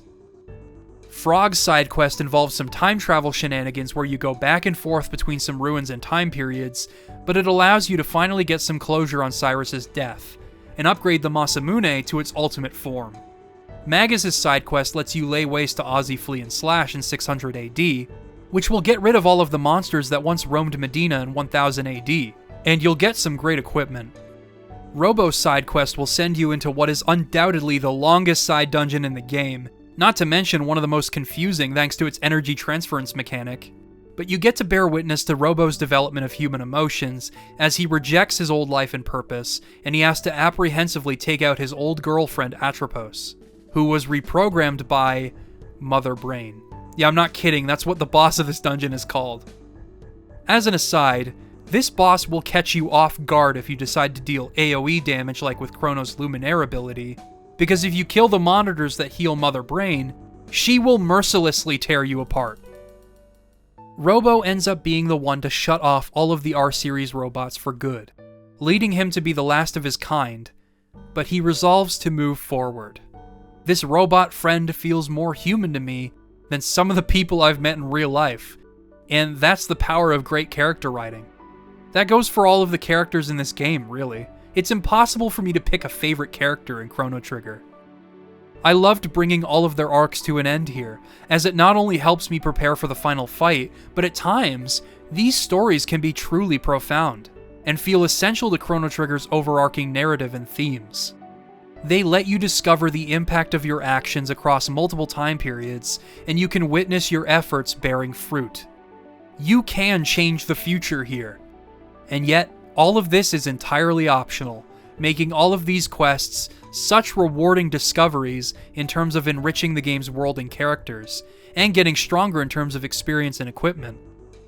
It was here where I realized that Chrono Trigger truly was one of the most important video games ever made. There just isn't anything else like it. From its stellar pacing, to its commitment to each time period being memorable, to its tightly designed battle system, to its themes and symbolism being directly tied to its gameplay possibilities, I remain in awe of just how good this game is. But now it's time to lay this adventure to rest. You have a few options as to how you can go about this. As I mentioned, you can crash the Epic into the Black Omen to skip the dungeon, and the first phase of the final boss, as well as challenge Lavos through the bucket at the end of time. But if you don't battle through the Black Omen, you won't unlock New Game Plus, which was a novel feature for the time.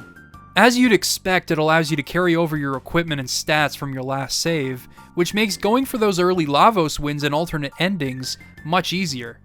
In fact, you can get the programmer ending if you challenge Lavos from the right-hand pod of Lucca's teleporter immediately after starting the game and adding Marl to your party. It'll still be a massive challenge, because you only have 2 party members to divide damage between 3 enemies at once, but it's a fun challenge, and your reward is getting to see all of the developers vent their frustrations and ramblings about creating the game, embodied through all of the characters you see on your journey. Tetsuya Nomura, character designer on Final Fantasy VII, pretends to reset the game. Yasunori Mitsuda sets off on a new adventure. One of them asks if we want a Chrono Trigger too, and says, "That'd be nice." I still haven't played it, buddy. One day. The funny thing about this is that you could hypothetically beat the game and receive the programmer ending in New Game Plus long before this video ends. I don't know what that says about my scripts, but it's a humorous thing to consider. Clearing the Black Omen itself is a very long journey, which gives you reason to want to crash your ship into it in the first place. It does grant you a ton of experience though, as well as closure on the Queen and Zeal's arc, and it also directly impacts the ending you'll receive. To be honest, every player's ending is going to be a reflection of their personal choices, so instead of outlining every single one, I'll tell you about the experience I had finishing Chrono Trigger, and about the ending I received on my first playthrough. I chose to board the Black Omen and explore it on my first playthrough, despite how badly I wanted to crash into it, and I'm glad I did. Not just for the extra experience, but because of the boss design here. The Queen fight isn't much to write home about, but when she fuses with the machine, she'll start to absorb magic energy, so you'll need to attack with the Masamune to absorb the energy, or just be extremely careful as you deal damage. Zeal, however, is another story, because at times your party's health will plummet to 1 HP. So you'll need to be ready for that, as well as use items and spells that give your party members haste, so that you can act fast. The hands are also way too difficult to isolate and destroy, so you basically have to tank the attacks from the hands while focusing on the head. Eventually I took the Queen down, and it was time to fight Lavos. For real this time. The first phase has Lavos take on the attributes of bosses you fought across the game, so your memory will serve you well, but it will take a while to defeat. Yet again, propping up the epic is a viable tool, provided that you are satisfied with the ending you get. The second phase, however, has you infiltrate Lavos' shell and fight its next form. The build-up to this is impeccable. The erratic heartbeat that gets faster as you approach, the sinister lighting, and the lone save point here, it's all perfect.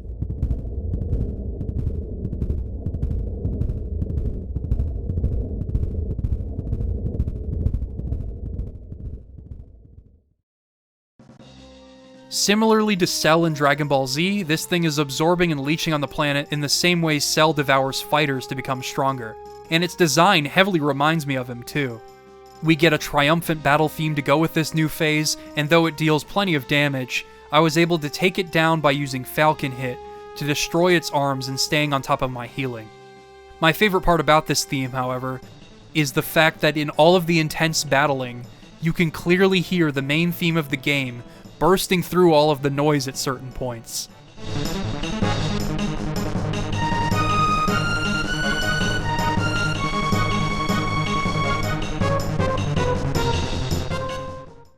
Then comes Lavos' final form, and though it roars in your face, your party resolves to fight for this world and the preservation of life.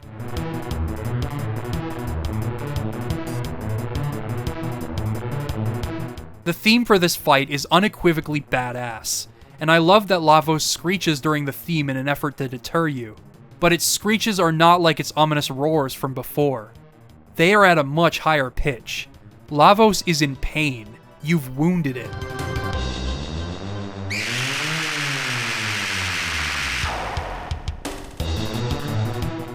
The strategy for this fight takes a while to figure out, and I believe I died on my first attempt, but I eventually learned that the right bit is the most important target in this fight, not Lavos.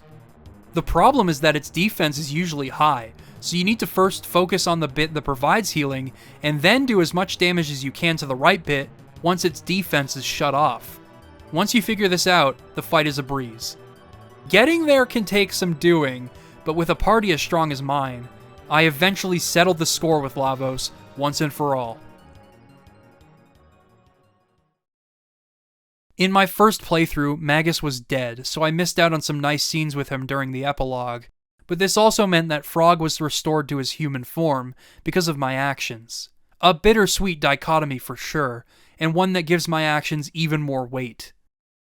Chrono is pardoned by the king, and you get to enjoy a festival celebrating your actions. This is such a nice payoff, but the part that always gets me is saying goodbye to all of the characters. Everyone must return to their original time periods so as not to cause a paradox.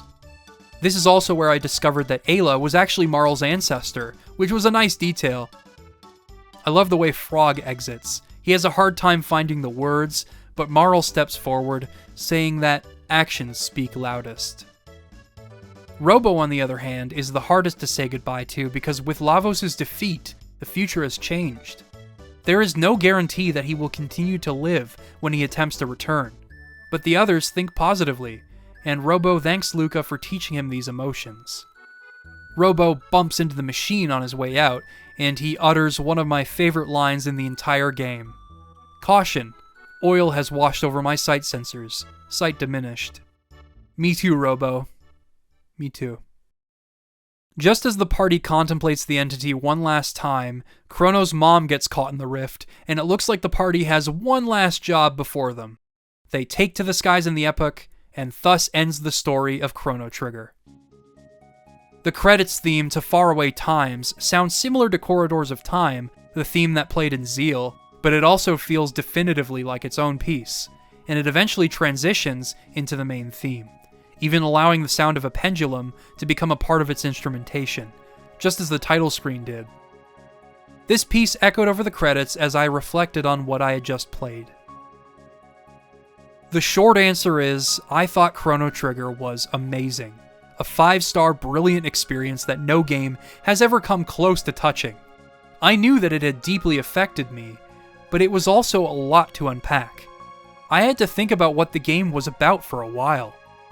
Some say that the narrative of Chrono Trigger is simple, in that its flourishes and character moments exist in service of strengthening the party dynamic. But at its core, the game is a simple, fun adventure carried by the places you visit and the things you do. But I didn't feel that way at all. I knew Chrono Trigger resonated with me for reasons beyond it being a masterpiece of RPG game design, but I just didn't know how to articulate them. That's why for this video, I decided I needed some help. I interviewed some online acquaintances because although I loved the game so much, I wanted the perspectives of those whose love for the game runs much deeper, whether it be a long-time familiarity with the game, or it was a formative experience in their youth. If you were to rank your favorite RPGs, where would Chrono Trigger fit in? Chrono Trigger is still my favorite RPG and my favorite game. It's a top contender. At this point, I would say that Chrono Trigger is not only just my number one RPG, but my number one favorite game of all time, too. I mean, it would probably be number one for me, I think. Chrono Trigger would definitely be in the top 10.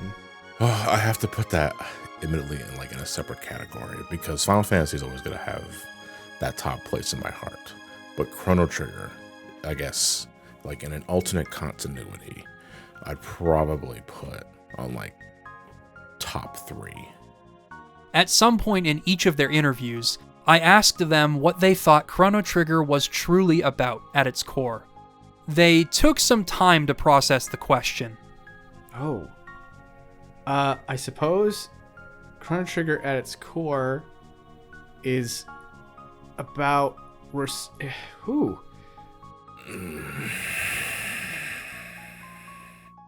just going to be 2 minutes of silence as John overthinks this answer. That's a pretty good question. Chrono Trigger, what is it about at its core? To my surprise, each of them gave me a completely different answer. And yet, I felt that all of them were valid. I feel that Chrono Trigger is the perseverance of humanity. You know, you have all of these ragtag people in your party. You have a medieval knight who's turned into a frog. You have a cave woman. You have a robot from the future. And they're all working together to make sure that the world is okay, to make sure that everybody gets to live and be happy, regardless of what time period they come from. You know, they all have this shared unity of wanting to survive and wanting humanity to blossom, basically. I guess it's about respecting the planet. Yeah, I guess there is sort of this underlying, this subtle narrative that the planet itself is alive and sort of helping your characters. That's definitely one of the things that is the hardest to derive from when you're kind of not paying attention, I guess. But it would seem that these characters are put on, they were basically kind of plucked as the saviors of the planet itself. And the time spaces, basically, the time portals, were placed specifically by the planet itself. I think Chrono Trigger, at the end of the day, is the character study.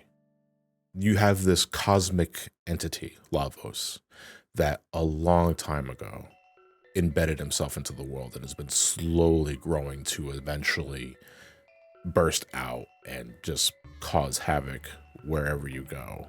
It's not so much about traveling through time multiple points in the game's story to stop this alien. It is learning about how the world is affected by this. You know, I think I'll give a bit of a meta answer. I think for me, Chrono Trigger is about working together.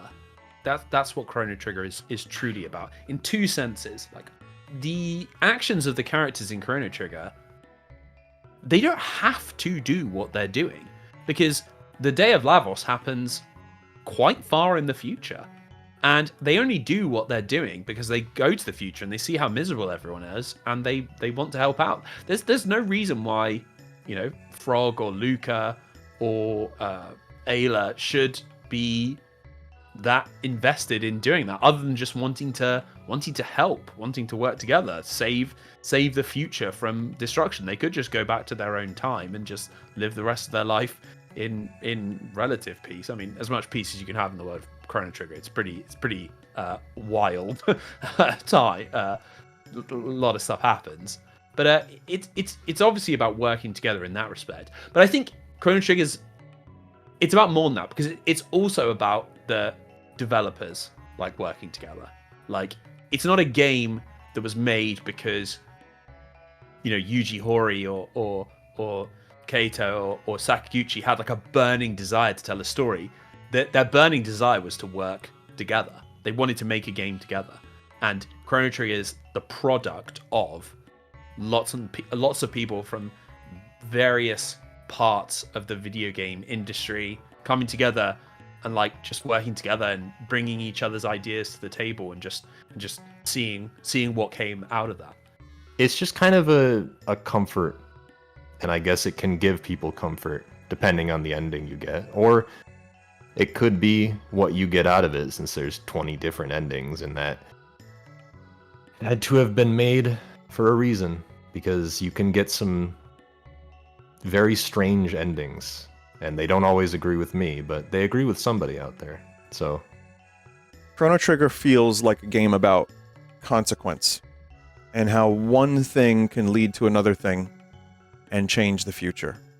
I think Chrono Trigger is hard to boil down to a single element, because it tackles many different things, all centered around the fear of finality looming over its world. While each of these answers got me closer and closer to my personal feelings, I still didn't feel like I had my own answer. I had to do some digging in order to truly discover what Chrono Trigger meant to me specifically.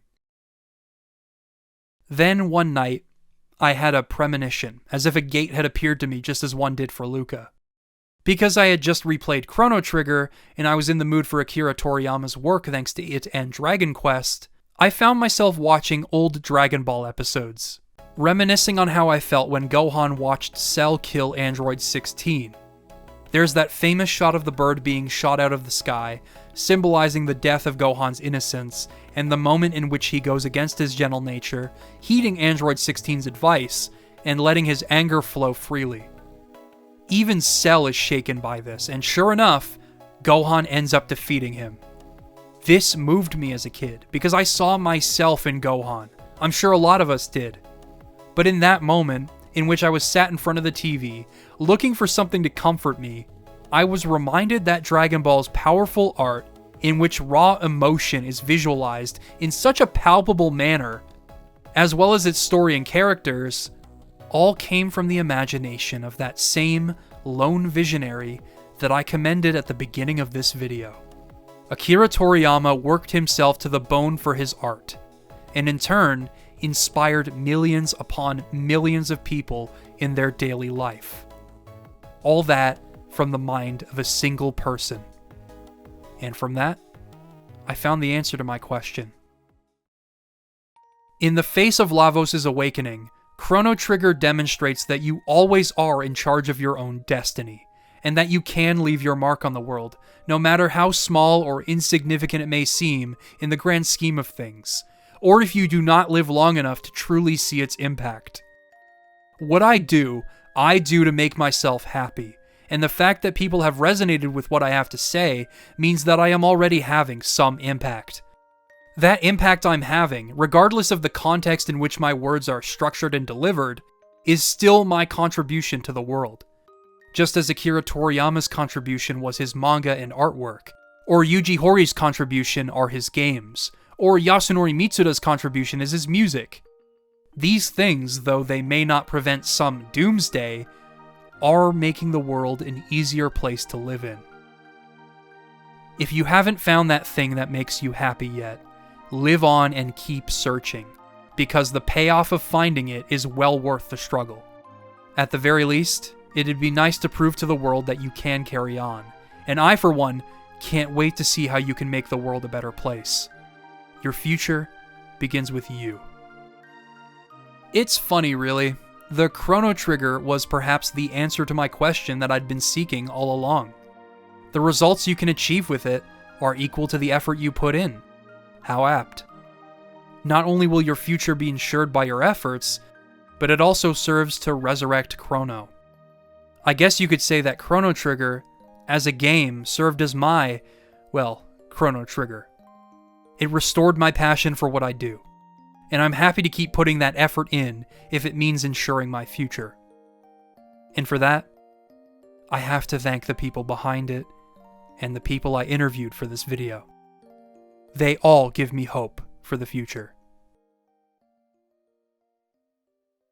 If you'd like to see a full 2 hours of these people answering my questions about Chrono Trigger, I've edited each interview into a single massive video, and you can find it exclusively on Nebula. What is Nebula, I hear you asking? Well, Nebula is a platform built by and for creators, and by using it, you'll be supporting not just me, but every creator you choose to watch on the site. It features exclusive content under the label Nebula Plus, which can feature cut portions of videos, or even bonus videos made exclusively for Nebula, like the one I just mentioned. There's also original works, including films and series like Jetlag under the Nebula Originals banner, and early access to videos before they appear anywhere else, fittingly known as Nebula First. All of my videos, for example, release first on Nebula pretty much as soon as I finish them. If you'd like more to watch after you're done with the interviews, Jacob Geller often uploads a Nebula Plus in between his major uploads, which I've showcased here, and Rasputin, as a bonus addition to his Gaming for a Non-Gamer series, had his wife list her 5 favorite games. King K, who I interviewed for this video, has also been doing exclusive videos for the past several months. Of course, these are just a few examples from such a vast catalog of videos. If you use my link, go.nebula.tv/LiamTriforce, you can get 40% off an annual subscription. That's $36 a year, or $3 a month. Thank you so much for your consideration. As always, I've been Liam Triforce. Thank you for watching.